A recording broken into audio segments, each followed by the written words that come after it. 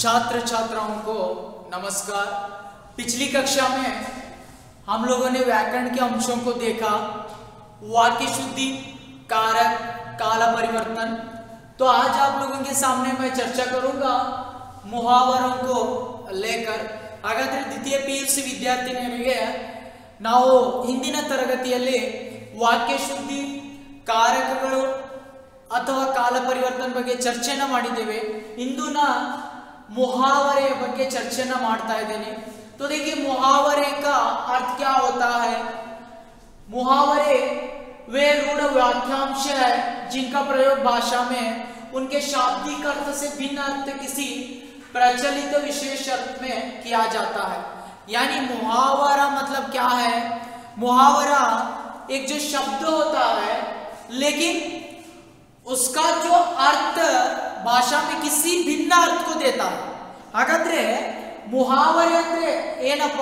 ಮುಹಾವರೆ ಅಂತಂದ್ರೆ ಒಂದು ಶಾಬ್ದಿಕ ಅರ್ಥದು, ಒಂದು ಶಬ್ದದ ಅರ್ಥ ಏನಾಗುತ್ತಪ್ಪ ಅಂತಂದ್ರೆ ಭಿನ್ನವಾದಂತಹ अर्थवನ್ನ ನೀಡುತ್ತೆ। उदाहरण के लिए मैं अगर आपको कहूंगा कमर कसना, देखिए नोड़ी कमर कसना, तो इसका अर्थ होता है तैयार होना। कमर कसना शब्द अलग है, उसका अर्थ अलग है। और मैं कहूंगा गम के आंसू पीना, यानी सारे दुख दर्दों को सहना। ऐसे जो भिन्न अर्थ होते हैं मुहावरे, तो उसकी विशेषताएं हैं। मुहावरे वाक्य के अंश के रूप में प्रयुक्त होते हैं। तो आप लोग सारे लोग देखते हैं मुहावरे हमेशा ವಾಕ್ಯ में अंश के रूप में प्रयोग होते हैं। ಮುಹಾವರೆಗಳು ಯಾವಾಗಲೂ ವಾಕ್ಯದಲ್ಲಿ ಒಂದು ಅಂಶದಲ್ಲಿ ಪ್ರಯೋಗವಾಗ್ತಾ ಇದ್ದಾವೆ। ಮುಹಾವರೆ ವಾಕ್ಯ ಸಂದರ್ಭಕ್ಕೆ ಅನುಸಾರ ढल जाते हैं। ಹಾಗಾದ್ರೆ ಮುಹಾವರೆ ಏನಾಗ್ತಾ ಇದೆಪ್ಪ ಅಂತಂದ್ರೆ ಆ ಭಾಷೆಯಲ್ಲಿ ವಾಕ್ಯದಲ್ಲಿ ಸಂದರ್ಭ ಹೇಗಿರುತ್ತೆ ಹಾಗೆ ಪರಿವರ್ತನೆ ಆಗ್ತದೆ।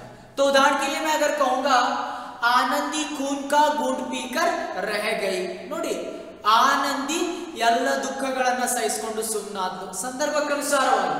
तो आगे है मुहावरे अपने शाब्दिक अर्थ से भिन्न किसी विशेष अर्थ का प्रयोग करते हैं। यानी जो मुहावरे होते हैं अपने शाब्दिक अर्थ से दूसरे अर्थ का प्रयोग करते हैं। मैंने आपको लोगों को कहा कमर कसना, तैयार होना। ಹಾಗಾದ್ರೆ ಮುಹಾವರೆಗಳಿದ್ದಾವೆ ಶಾಬ್ದಿಕ ಅರ್ಥದಿಂದ ವಿಶೇಷ ಅರ್ಥವನ್ನ, ಭಿನ್ನ ಅರ್ಥವನ್ನ ನೀಡ್ತಾ ಇದ್ದಾವೆ। तो आगे है उसकी विशेषता, मुहावरों का प्रयोग भाषा में चमत्कार उत्पन्न करने तथा कथन को सजीव एवं प्रभावशाली बनाने के कारण किया जाता है। तो आगे मुहावरे जो होते हैं यानी भाषा में चमत्कार पैदा करने के लिए या जो कथा होती है, संदर्भ होती है, उसे सजीव चित्रण देता है। ಅಂದ್ರೆ ಮುಹಾವರೆ ಯಾವಾಗಲೂ ಭಾಷೆಯಲ್ಲಿ ಚಮತ್ಕಾರವನ್ನು ತರಲಿಕ್ಕೆ, ತದನಂತರ ಆ ಭಾಷೆಯನ್ನ ಜೀವಂತವಾಗಿ ಇಡಲಿಕ್ಕೆ ಪ್ರಯೋಗವನ್ನ ಮಾಡ್ತಾ ಇದ್ದಾರೆ। तो आप लोग देखते हैं उदाहरण के लिए आपके यहाँ पर जो वर्कबुक में मुहावरे है उसी उदाहरणों को मैं लूंगा। हागाದ್ರೆ वर्कबुक ನಲ್ಲಿ ಇದೆ ನೋಡ್ರಿ, अगर मगर करना, टाल मटोल करना, उंगली पर नचाना, इच्छानुसार कार्य करना, घर का उजाला इज्जत बढ़ाने वाला, सिर उठाना, विरोध करना, रंग जमाना, धाक जमाना, पीठ दिखाना, डर कर भागना, 9-2-11 होना, भाग जाना, हाथ फैलाना, याचना करना, हाथ पांव फूल जाना, डर जाना या ठंडा पड़ जाना, मर जाना। तो आगे चलेंगे, यानी ये जो मुहावरे थे। और आप लोग उसी तरह आपके जो वर्कबुक में है उसे लिखिए। आगे अंश को लेकर मैं चलूंगा लिंग परिवर्तन, यानी 3 अंकों के लिए आ जाता है। हागाದ್ರೆ लिंग परिवर्तन 3 अंकಗಳಿಗೆ ಬರ್ತಾ ಇದೆ। उसकी परिभाषा क्या है, अर्थ क्या है? देखिए जिस संज्ञा या शब्द से या संज्ञा शब्द से जिस रूप से पुरुष अथवा स्त्री जाति का बोध होता है, यानी जो भी शब्द या संज्ञा हो या सर्वनाम हो जिससे स्त्री या पुरुष जाति का बोध होता है उसे लिंग कहते हैं। ಹಾಗಾದ್ರೆ ಲಿಂಗ ಪರಿವರ್ತನೆ 3 ಅಂಕಗಳಿಗೆ ಬರ್ತಾ ಇದೆ ನೋಡಿ। ಅದರ ಅರ್ಥ ಏನಾಗಿದೆ, ಡೆಫಿನಿಷನ್ ಏನಾಗಿದೆ, ಯಾವ ನಾಮಪದದಿಂದ ಸ್ತ್ರೀ ಅಥವಾ ಪುರುಷ ಜಾತಿಯ ಬೋಧನೆ ಆಗುತ್ತೋ ಅದಕ್ಕೆ ಅಥವಾ ಸೂಚಿಸುತ್ತೋ ಆ ಪದಕ್ಕೆ ನಾವು ಲಿಂಗ ಅಂತ ಹೇಳಿ ಕರಿತೇವೆ। ಇಲ್ಲಿ ನೀವು ಹಿಂದಿಯಲ್ಲಿ ನೋಡಬೇಕಾದ್ರೆ ಸ್ತ್ರೀಲಿಂಗ ಮತ್ತೆ पुल्लिंग। तो देखिए 2 प्रकार है हिंदी में, एक पुल्लिंग और एक स्त्रीलिंग। तो पुल्लिंग किसे कहते हैं, संज्ञा शब्द के जिस रूप से पुरुष जाति का बोध होता है, ಯಾವ ಪದಗಳಿಂದ ಅಥವಾ ನಾಮಪದದಿಂದ ಪುರುಷ ಜಾತಿಯನ್ನ ಸೂಚಿಸುವಂತ ಶಬ್ದಗಳು, ಉದಾಹರಣೆಗೆ आदमी, बंदर, पहाड़, नाना, घोड़ा, पिता आदि, ये जो सारे क्या है पुल्लिंग। और स्त्रीलिंग कहा जाए यानी संज्ञा शब्द के जिस रूप से स्त्री जाति का बोध होता है, ಅಂದ್ರೆ ಯಾವ ಶಬ್ದ ಅಥವಾ ನಾಮಪದಗಳಿಂದ ಸ್ತ್ರೀ ಜಾತಿಯನ್ನ ಸೂಚಿಸುವಂತ ಶಬ್ದಗಳಿಗೆ ಸ್ತ್ರೀಲಿಂಗ ಅಂತ ಹೇಳಿ ಕರೀತಾ ಇದ್ದೇವೆ। ಉದಾಹರಣೆಗಾಗಿ दादी, नानी, बहन, धोबी, आंख आदि, ये जो सारे क्या है स्त्रीलिंग यानी लिंग के प्रकार हो गए। अगर अब मैं लिंग परिवर्तनों को देखूंगा आपके वर्कबुक में, यानी अभिनेता अभिनेत्री है, और श्रीमान श्रीमती, तपस्वी तपस्विनी, नाई नाई, बैल गाय, ससुर सास, युवा युवती, सन्यासी सन्यासिनी, सिंह सिंहनी या सम्राट सम्राज्ञी, महतर महतरानी, कवि कवयित्री, शिष्य शिष्या, गुणवान गुणवती, बिलाव बिल्ली, वर वधु, नायक नायिका, भगवान भगवती, आयुष्मान आयुष्यमती, एकाकी एकाकिनी, हाथी हाथिनी, बालक बालिका, तनय तनया, मनोहारी मनोहारिणी, स्वामी स्वामिनी, जुलाहा जुलाही, बेटा बेटी, पापी पापी, मोर मोरनी, धनवान धनवती, संयोजक संयोजिका, दाता दात्री, हंस हंसनी, पति पत्नी, पुत्रवान पुत्रवती, तनुज तनुजा, नर नारी, गोप गोपी, हिरण हिरनी, गुड्डा गुड़िया, चूहा चूहिया, क्षत्रिय क्षत्राणी, बाल बाला, जोगी जोगी, राजपूत राजपूतनी, तेली तेली, भतीजा भतीजी, कहार कहारी, देवर देवरानी, सांप सांपी, मुर्गा मुर्गी, बाट बाटनी, यशस्वी यशस्विनी, पुरुष स्त्री, विद्वान विदुषी, दास दासी, अध्यापक अध्यापिका, प्रबंधकर्ता प्रबंधकर्ती, राक्षस राक्षसी, ठाकुर ठाकुराई। ये जो क्या था आपके वर्गों के लिंग परिवर्तन। तो आगे मैं चलूंगा अनेक शब्दों के लिए एक शब्द यानी ಸ್ಥಾನಾಪನ್ನ ಶಬ್ದ। ಹಾಗಾದ್ರೆ ಸ್ಥಾನಾಪನ್ನ ಶಬ್ದ ನೋಡಿ, ಒಂದು ವಾಕ್ಯ ಇರುತ್ತೆ, एक वाक्य होता है तो उसे एक शब्द में लिखना है, ಒಂದೇ ಶಬ್ದದಲ್ಲಿ ಬರೆಯುವಂತದ್ದು।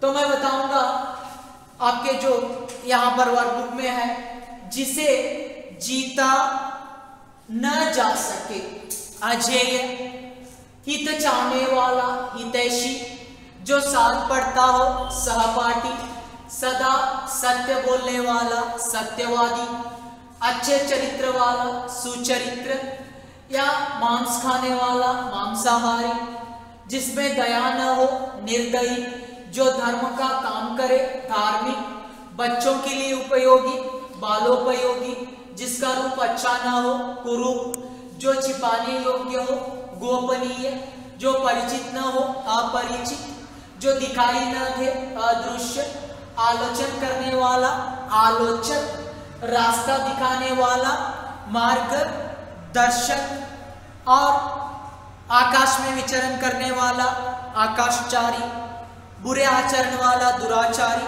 जिसका विश्वास न किया जा सके, अविश्वसनीय, कम जानने वाला, अल्पज्ञ, जिसका आदि न हो, अनादि, बिना सोचे समझे किया गया विश्वास, अंधविश्वास, ईश्वर में विश्वास रखने वाला, आस्तिक, उपकार को मानने वाला, कृतज्ञ, रोगी का इलाज करने वाला, वैद्य, नीति जानने वाला, नीतिज्ञ, आंखों के सामने होने वाला, प्रत्यक्ष, नीचे लिखा हुआ, निम्नलिखित, जल में रहने वाला, जलचर, जानने की इच्छा रखने वाला, जिज्ञासु, प्रतिदिन होने वाला, दैनिक, जो जन्म से अंधा हो, जन्मांध, जिसका कोई आधार न हो, निराधार, और ये जो है सारे यहाँ पर जो पत्र गोद लिया हो, दत्त, जिसमें दया न हो, ये दया हो, दयावान, जो दान करता हो, दानी, छात्रों के रहने का स्थान, छात्रावास,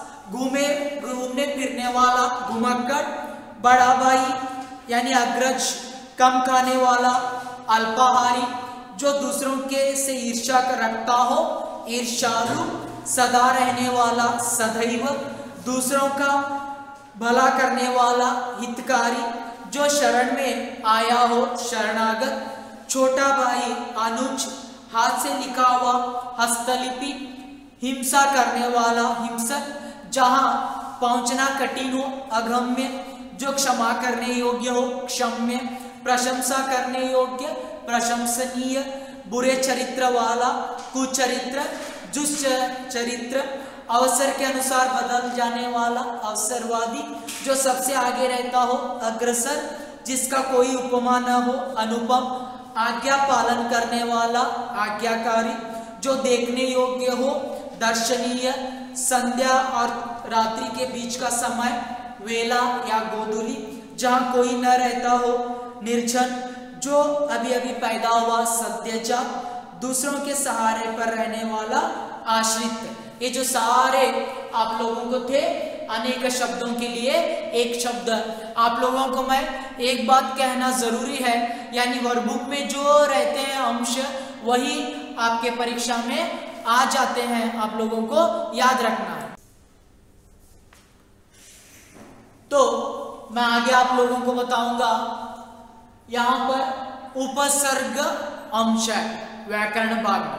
देखिए उपसर्ग क्या होता है, जो शब्दांश मूल शब्दों के आगे जुड़कर उनके अर्थ को बदल देते हैं उसे उपसर्ग कहते हैं। ಅಂದ್ರೆ ಯಾವ ಶಬ್ದಾಂಶಗಳು ಮೂಲ ಶಬ್ದದ ಮೊದಲು ಜೋಡಣೆ ಆಗುತ್ತೆ ಆ ಶಬ್ದಗಳಿಗೆ ನಾವು उपसर्ग ಅಂತ ಹೇಳಿ ಕರೀತೇವೆ।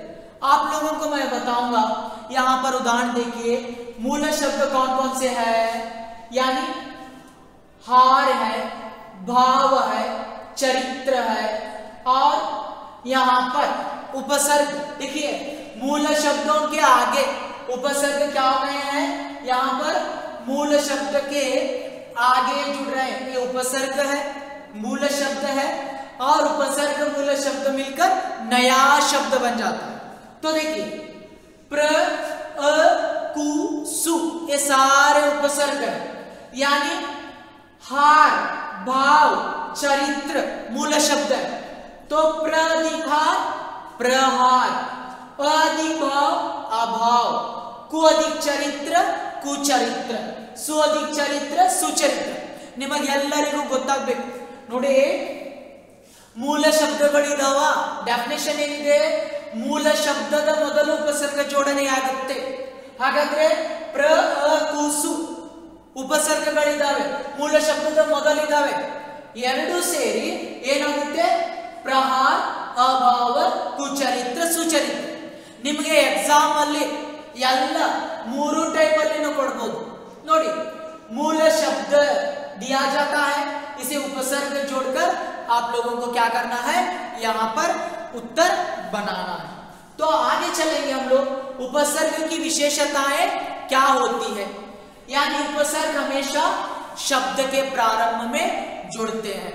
ನೋಡ್ರಿ ವಿಶೇಷತೆಗಳು ನೆನ್ಪಿಟ್ಕೊಳ್ರಿ. ಉಪಸರ್ಗಗಳು ಯಾವಾಗಲೂ ಮೂಲ ಶಬ್ದದ ಮೊದಲು ಜೋಡಣೆಯಾಗುತ್ತೆ. उपसर्ग के प्रयोग से मूल शब्द का अर्थ बदल जाता है. ಹಾಗಾದ್ರೆ ಉಪಸರ್ಗದ ಪ್ರಯೋಗದಿಂದ ಮೂಲ ಶಬ್ದದ ಏನು ಅಲ್ಲಿ ಅರ್ಥ ಬೇರೆ ಆಗುತ್ತೆ. ನಾವು ನೋಡಿದ್ವಿ हार देखा हम लोगों ने, प्र जोड़ा तो प्रहार हो गया. और उपसर्ग नए शब्दों की रचना करता है.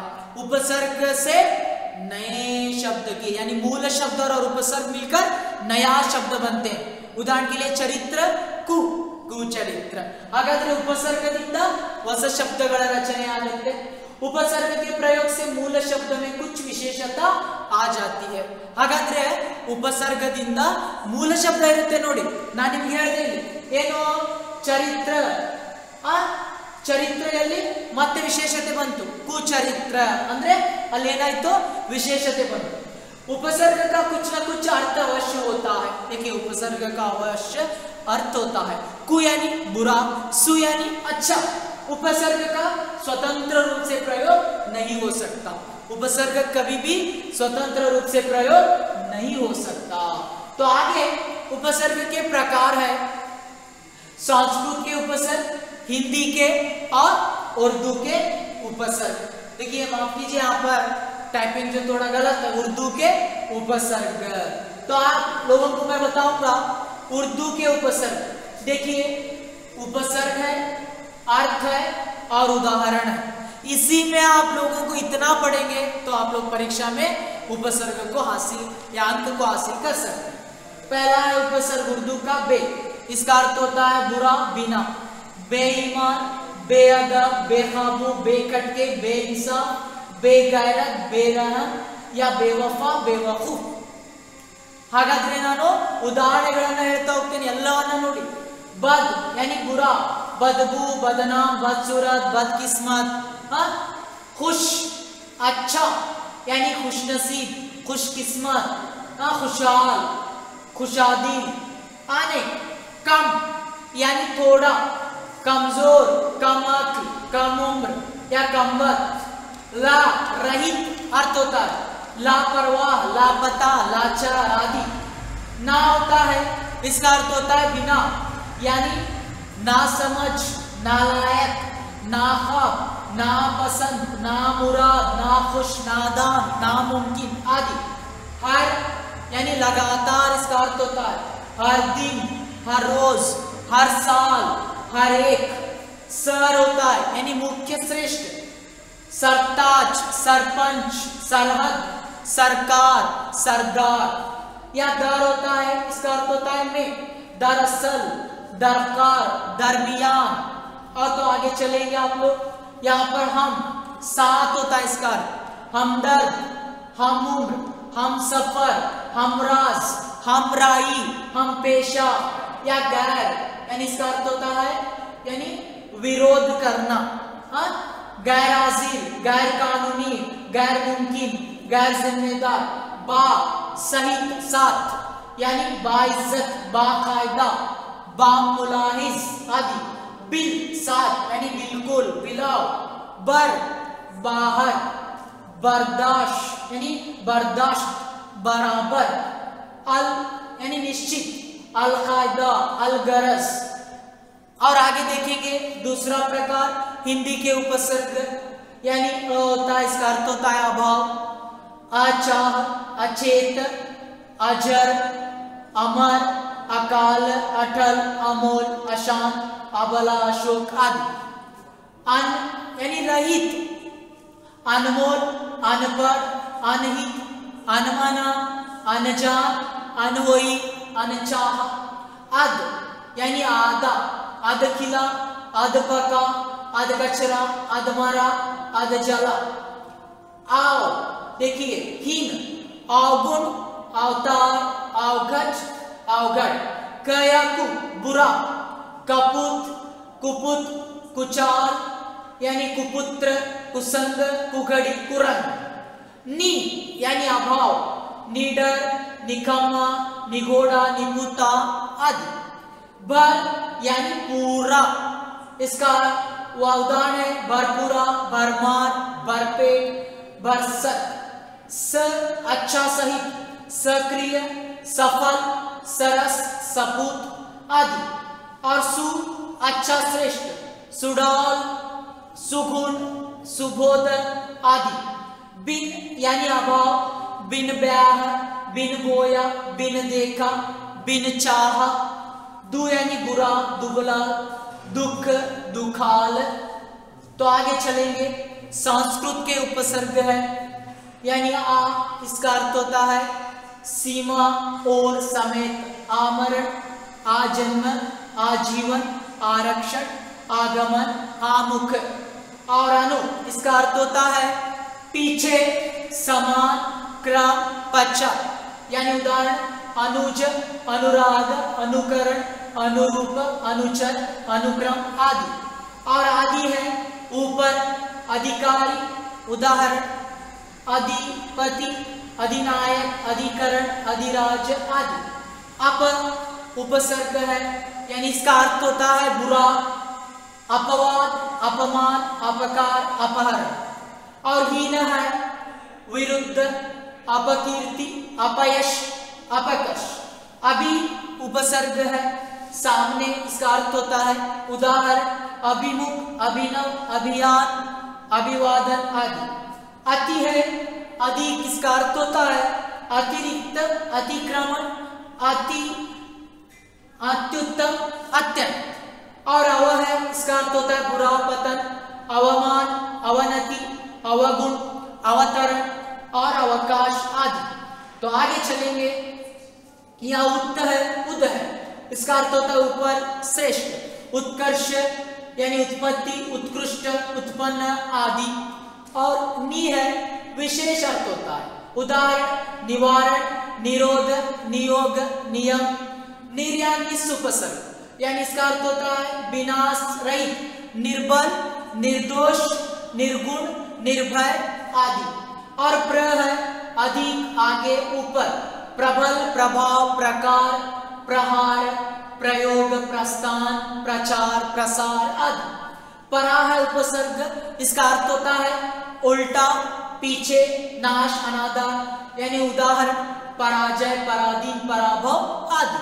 और परि उपसर्ग है, इसका अर्थ होता है चारों ओर, परिक्रम, परिपूर्ण, परिणाम, परिमाप, परिभ्रमण आदि। और प्रति है प्रत्येक अर्थ होता है उदाहरण प्रतिदिन, प्रतिक्षण, प्रतिमाह। इस तरह बहुत सारे उपसर्ग है। सु है यानी अच्छा, सुकर्म, सुधम, सुडौल। स्व है इसका उदाहरण है स्वदेश, स्वराज, स्वभाव। सम है संस्कार, सम्मति। वि है विकार, वियोग, विकास आदि। उप है उपकार, उपवन आदि उदाहरण है। दुस् उपसर्ग यानी दुस्साहस, दुष्कर्म आदि। दुर है दुर्दुषा, दुर्गम, दुर्जन आदि, ये जो उदाहरण है। और आगे चलेंगे, ये जो प्रकार हो गए, तो उपसर्ग की तरह प्रयोग किए जाने वाले संस्कृत के अव्यय होते हैं यानी अंतर, अंतरात्मा, अंतरंग आदि। पुरा यानी पुरातन, पुरातन। पुनः उदाहरण है पुनर्विवाह, पुनर्निर्माण। चिर यानी चिरायु, चिरकाल, चिरंजीव। सर्ष, सकर्म, सपरिवार। कु यानी कुपुत्र, कुकर्म। सत, सत्कर्म, सत्कार्य। बहिर्या, बहिष, बहिर्गमन, बहिर्कोण। का यानी कापुरुष, कापालिका। अध, अधोगति, अधपतन। अन यानी अनंत, अनादि। तो आगे चलेंगे, कभी कभी जो क्या होता है, एक एक मूल शब्दों के सामने यहाँ पर दो दो उपसर्ग जोड़ सकते हैं। देखिए निर आ उपसर्ग है, कार जो मूल शब्द है निराकार बना। निरधिकरण, निराकरण। समधिकादि लोचन मूल शब्द है, तो दो उपसर्ग, समालोचन। सुअधिक सम, घटी, सुसंगठी।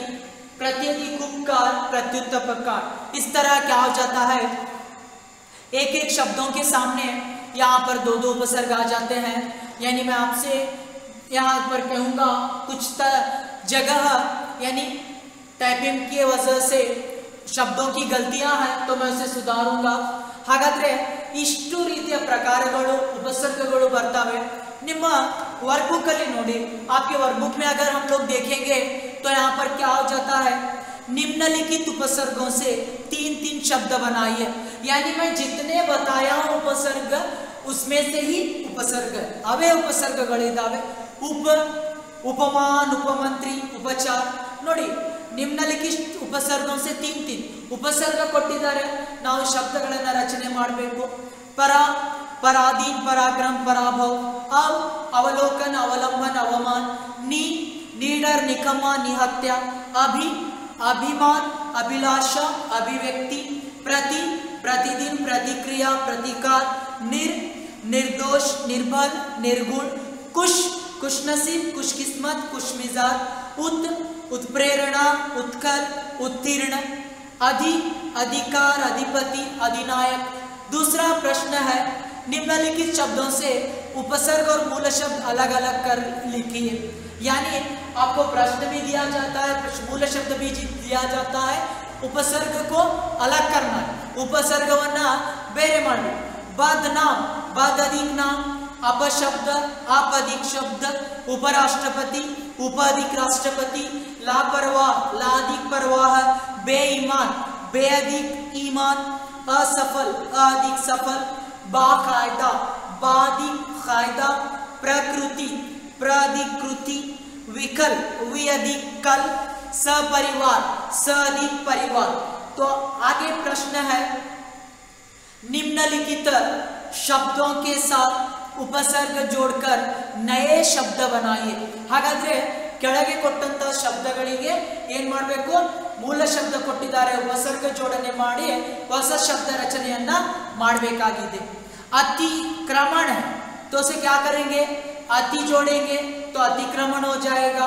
तिथि है, अ जोड़ेंगे उपसर्ग अतिथि। मूर्ति, सु जोड़ेंगे सुमूर्ति, सुवನ್ನ ಜೋಡಣೆ ಮಾಡಿ ಸುಮೂರ್ತಿ ಆಯಿತು।